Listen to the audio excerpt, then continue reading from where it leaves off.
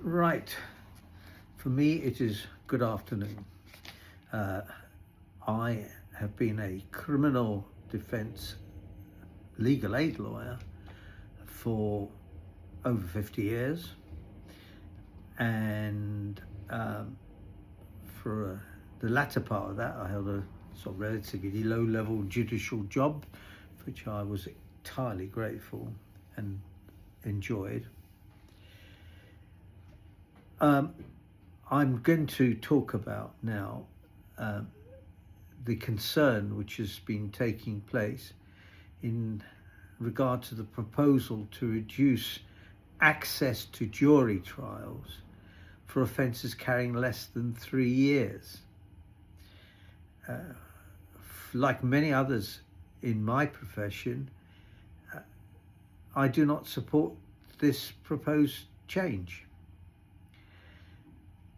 It is not just a change to save money, to save delay, but it is a significant change in our constitutional history, and our democracy is challenged. Why did this come about? This came about from a number of recommendations, but including this one, but in the inquiry report on the criminal justice system chaired by Sir Brian Leveson. I've got to say, I respect very much Brian Leveson, and his career has been impeccable. However, when it comes to this proposal, I'm afraid I cannot agree with it. And he was asked to provide possibilities or ways to reduce the delay in the criminal justice system, which of course has been suffering for years of underfunding. Before he made the report, he asked for evidence, and I did supply a document with a friend who was into AI, dealing with what I believe were profoundly radical suggestions to be looked at when considering the future of the criminal justice system. I've got to say, I mean, I don't know if anybody ever looked at it. It was sent up. I think I may do a further video on that, because even if it's never adopted or never seen, it might be a good paper for a PhD or a master's degree for a thesis, possibly. I'm not going to be so arrogant to suggest it is. I'm going to say maybe it's worth looking at.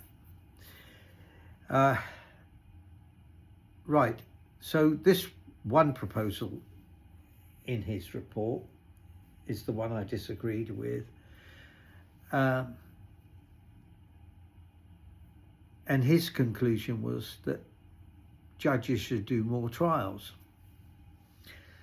because they're faster, more efficient, and would reduce the delay. Because the author is a judge, I'm not surprised by the suggestion. I find it quite unsurprising, really. I suspect a straw poll of other judges may agree, but I don't know. Right. In suggesting that this proposal to reduce access to jury trials should not go forward, I intend to go back in legal history as well as jurisprudence and philosophy. Now, as I understand it, not many universities are teaching jurisprudence as part of a law course, and I think that's a real shame, because it's philosophy of law. After all, it's why we're involved in the law, and what the law is, and why we need the law, and how it's enforced, and how it developed, and how it should go forward in the future. And if there's ever been a time to look at how law should currently be phrased and how they should go and the plan for the future. It is now. So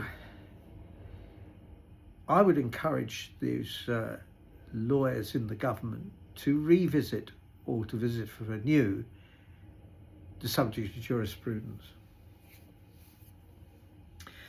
So, dealing a little bit with the history, as I said I would, I'm going to start in 1215 with the Magna Carta.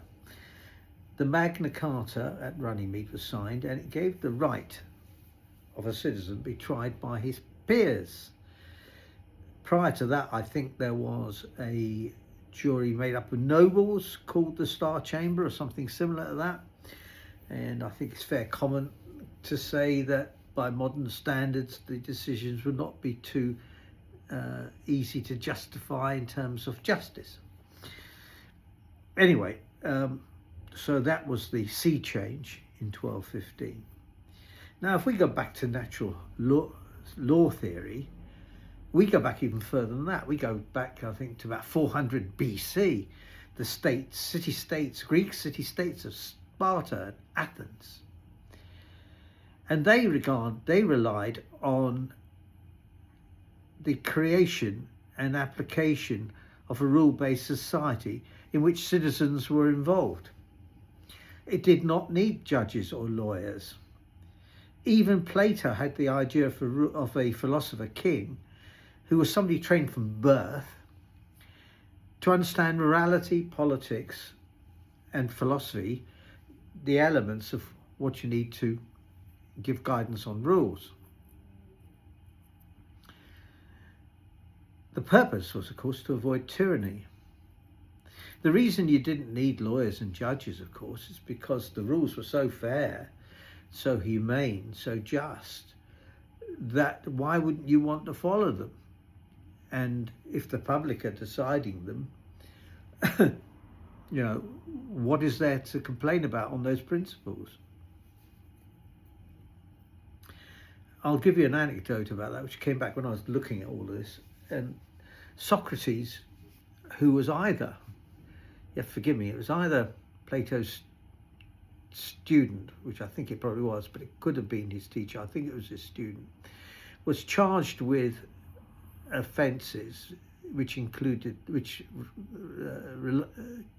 upon conviction would result in the death penalty. The offence, or one of the offences, was corrupting the youth. Now, I don't mean in a sexual sense, I mean in the sense of the way they looked at society. And he could have escaped, he could have gone, but he believed in this system. And so he decided to face and stand trial. Unfortunately for him, he was convicted. He was sentenced to death. And in those days, it was upon you to do that. And he took a poison, which was hemlock, and carried out the sentence. So that's the start of the public being involved in the rules. Now I'm going to jump a little bit then now to before I leave that, the theory of natural rights is that it creates moral good and is in turn natural law theory. So natural law theory, natural rights, moral good.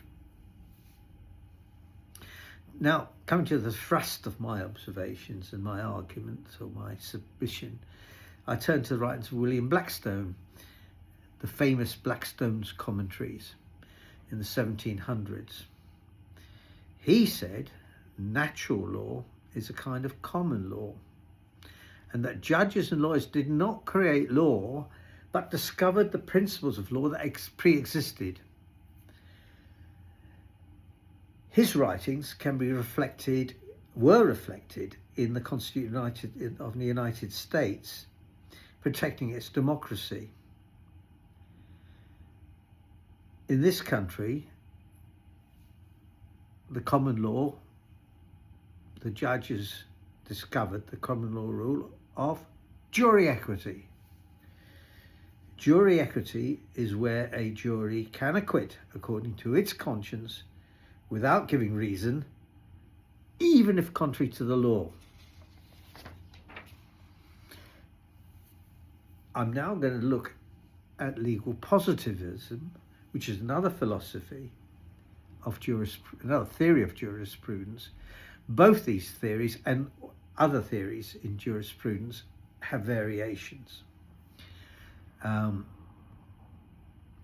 I couldn't even start to cover all of them. I mean, so I'd strongly invite you to go and read it for yourself. With the terms of legal positivism, in brief, my understanding is it just depends. The law just depends. Legal positivism just depends on the decision of the lawmaker. This was the basic theory of Hart in this century, who followed on from the St. Thomas Aquinas and the medieval period to the more modern period after post-war.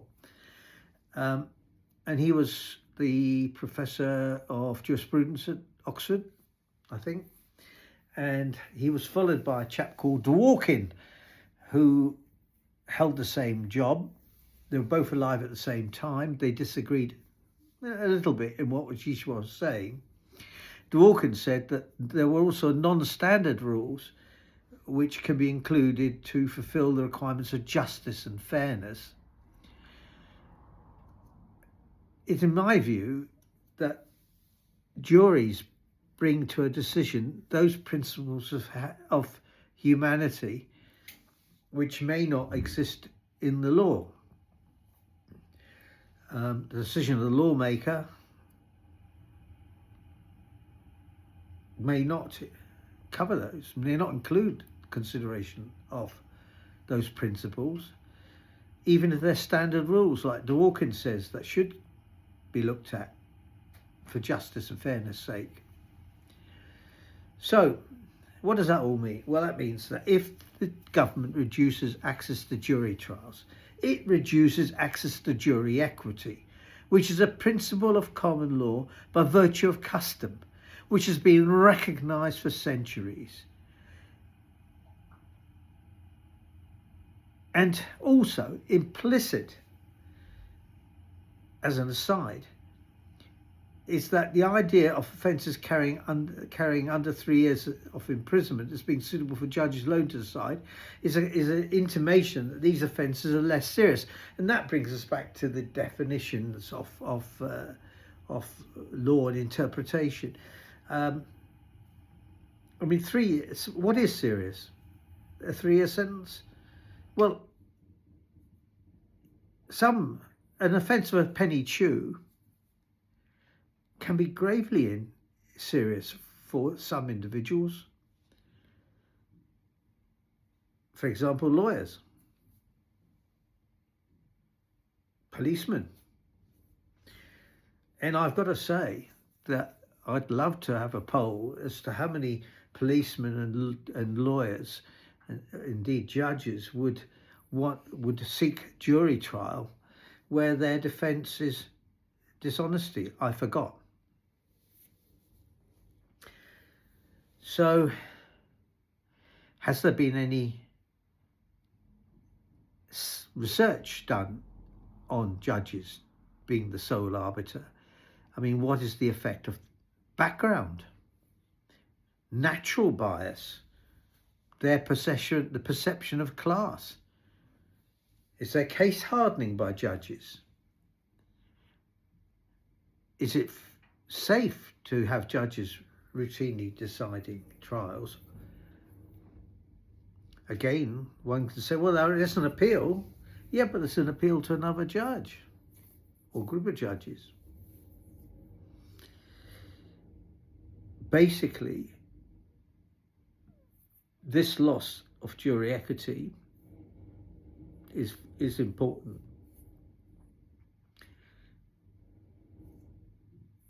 I do accept that in civil law, juries have not been deemed necessary. My answer to that is that criminal law involves criminalisation of citizens, which requires substantial evidence, punishment can follow. Criminal juries have been evolving over centuries, have they not? And very often have to simply and can be trusted to decide simple concepts like dishonesty. Judges are involved, of course. Judges can decide what evidence the juries listen to. Judges can decide whether a case is so unreliable it should be withdrawn from a jury. So this reduction in jury trial is best illustrated by what we are going to lose by reducing jury equity. The principles started in 1670 in the case of Bushell, Bushell, 124 AER. Now, in that case, which I think was the very first case, 2 Quakers were charged with unlawful assembly. The judge directed the jury to convict, which they refused to do. The judge fined the jury and locked them up until the fine was paid. There was an appeal by way of habeas corpus, which was the way of getting released and bringing them back before an appeal. It's the mode of appeal. Incidentally, if you start hearing any country which starts attacking habeas corpus,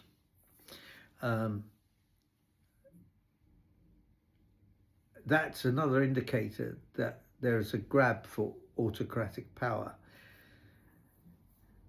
There are other indicators which, given time, I'm sure you'll all think of. Even to this day, outside the Old Bailey, any student and any lawyer can see a sign, which I've tried to record from copying it from another source, which says this.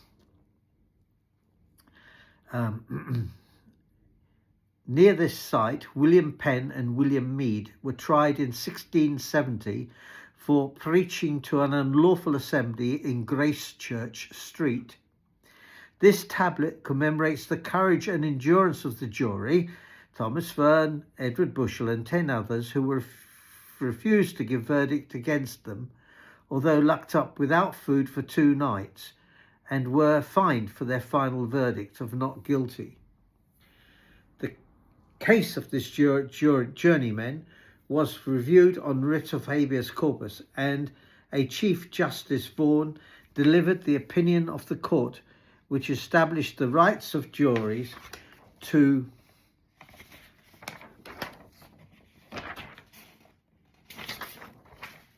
give their verdict according to their conscience and convictions. This is called jury equity. Now, jury equity is not something unique to this country. No. Jury equity has been decided to be important in the Commonwealth countries. Canada has it. New Zealand has it. And the United States have it. In fact, the United States have something called nullification, which preserves specifically this right. So now I'm going to turn to the history. Forgive me, I might have to sip a coffee for a moment.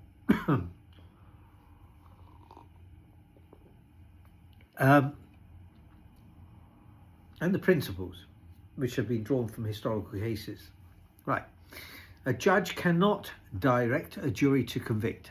The authority for that is R.V. Wang, W-A-N-G, 2005, 2 Criminal Appeal Reports 8. And the jury can acquit without giving reason, and their rights cannot be questioned. Regina versus Gonzalez, 2011, EWCA, Criminal 1703. In the case of Wang, he was charged with having unlawful possession of 2 knives. His defence was that he didn't want to leave the 2 knives at home in Clacton. He said that he was a Buddhist and practiced martial arts as part of that belief, and he practices art in remote places. The judge directed the jury to return the verdict off they guilty on the basis that he said he did not see a defence. This case went to the House of Lords, where Lord Bingham J said, the jury does not tell the judge the facts so that he can apply the law to them. The judge tells the jury the law so they can apply the facts to them. The responsibility of the correct application is laid upon the jury and not the judge. That's the case of Wang. You cannot direct a jury to convict. Lord Devon, in the case of Chandler, said also, the Chandler case is Chandler v. DPP 1960 4AC 763. He said that judges should not direct the jury as to the findings of fact, as that would be unconstitutional. It is the conscience of the jury and not the power of the judge that provides the constitutional safeguard against perverse equitable acquittals. So jury trials are recognised as constitutional safeguards. So where's the argument been about that? Where is that? We don't worry about things like that anymore. We seem to just worry about cash. After we make a mess with the entire system, we try and change it through legislation, which is not necessarily good legislation or good law. Let's have a look at the case of Trudy Warner. This is more contemporary. 2020, 4EWCH 918KB. Remember when I said that, habeas corpus was a good indicator of how democracies are doing? Another good indicator is the International Court of Human Rights and the Human Rights Act. You will find, I think, that autocratic governments that want to do things which would not be acceptable by perhaps humanity, sense of humanity, or kindness or compassion, will need to remove this law in order to facilitate that. Of course, that's an argument still to be had. But I do remember, when you remove any of these things, you don't remove from one section of the society, you remove from the whole of society. But that's an argument for far wiser heads than me. But I will have an opinion should it arise. Right, Trudy Warner. This was a trial being heard at the in a London Crown Court.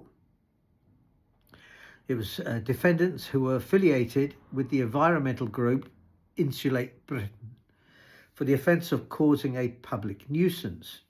Now, Mrs. Warner was a retired social worker. She arrived outside the judge's entrance with her friend. She had a placard which said, this is what the placard said: "You have the absolute right to acquit the defendant according to your conscience." Mrs. Warner was charged with contempt, interfering with the course of justice by use of that sign. Mr. Justice Zaney, who I think was spot on in this case, decided that the words were lawful and was merely stating the right of a jury. Mr. Justice Zaney said that to proceed against her would be an infringement of Article 10 rights under the ECHR.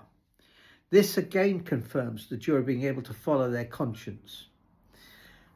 Why should that overview by juries be removed from cases under carrying less than 3 years? A judge won't apply this. How can a judge apply this kind of equity? He can't, can he? So let's have a debate on this. Perhaps in a more entertaining kind of a side, although not for the individuals concerned, I'm sure, we can go and look at cases where I believe jury equity has been applied. Let's have a look at the case of Clive Ponting. This was quite a famous case in its time.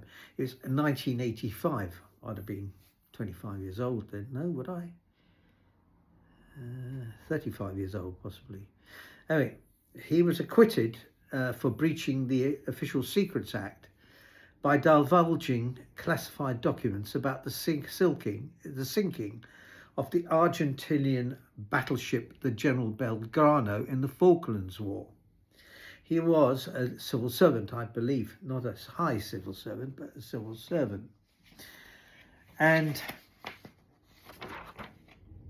he admitted that he sent the documents to a member of parliament. That document that he sent conflicted with what the government said. The document said that the warship was moving away from the area of conflict at the time it was sunk by a British submarine. Whereas the government statements at the time, and those of the Prime Minister Margaret Thatcher, was the ship was going in the opposite direction, intending to enter the conflict. The judge said there was no defence. The jury acquitted. In the United States, as I referred to earlier, this process is called nullification. The jury can stop a trial or acquit people according to their conscience. This right to stop a trial, I think, was started in around 1865 and was certainly used at the trial of a very famous gunslinger called Wild Bill Hickok, who was acquitted despite the evidence against the direction of the court saying to convict. Also in the United States, juries refused to convict people who failed to return slaves that had escaped, when the law at that time said they had to be returned to their owners. That was under the Fugitive Slave Act. The Fugitive Slave Prosecution Act, 1850. And another general aside comment is the acquittal rate for people doing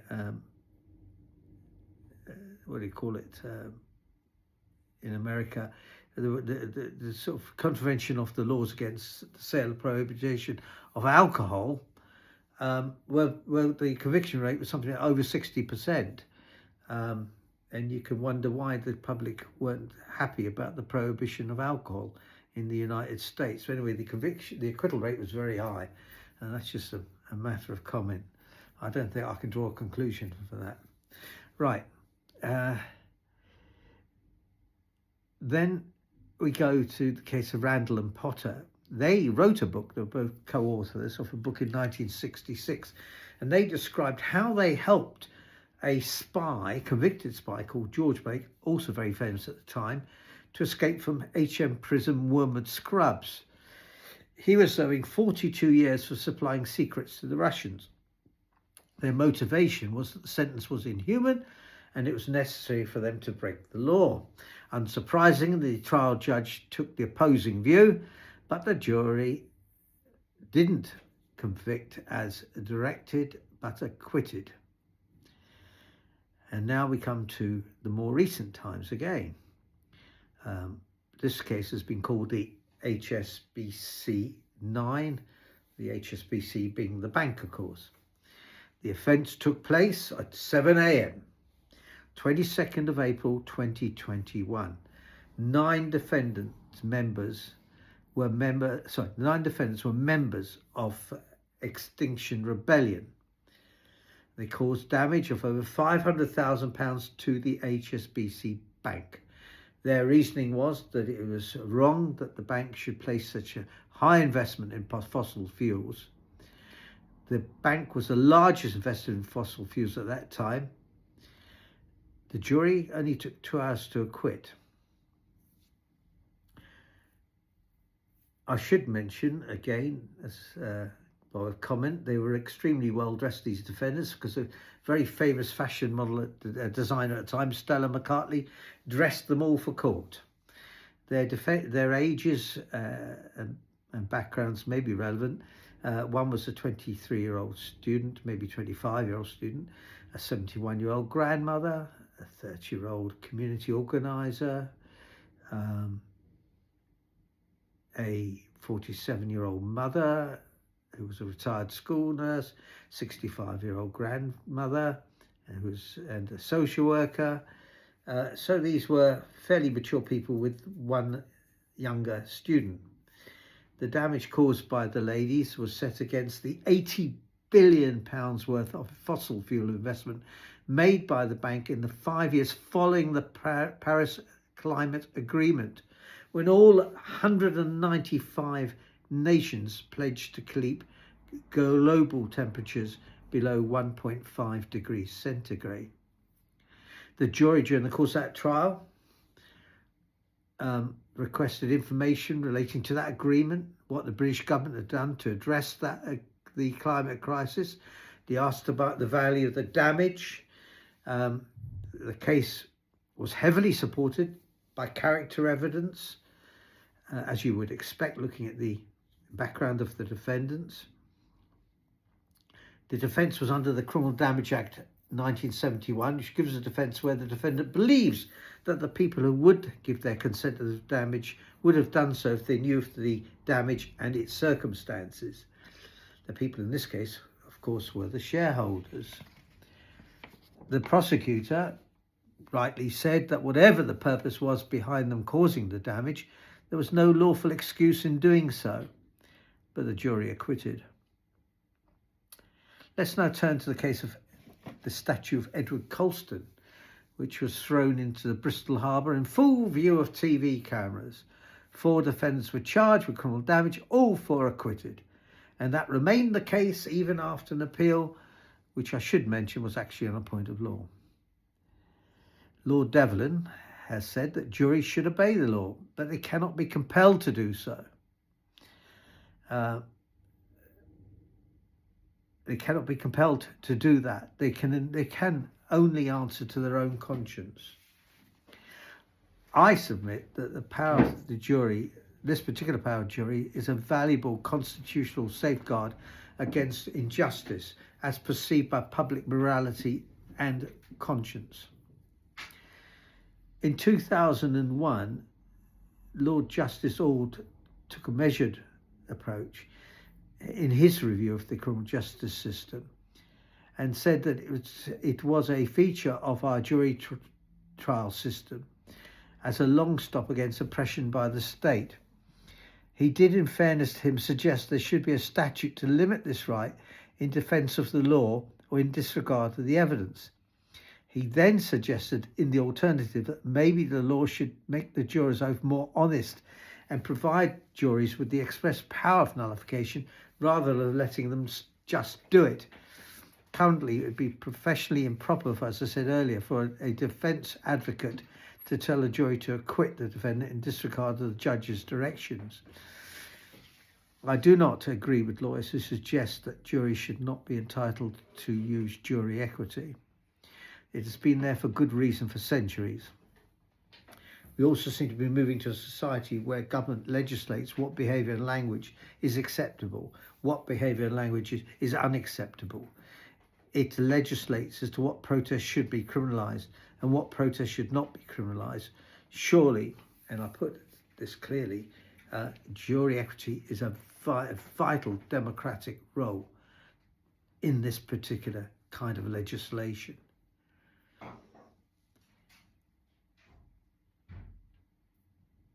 Sir Brian Leveson made much of the phrase, justice delayed is justice denied.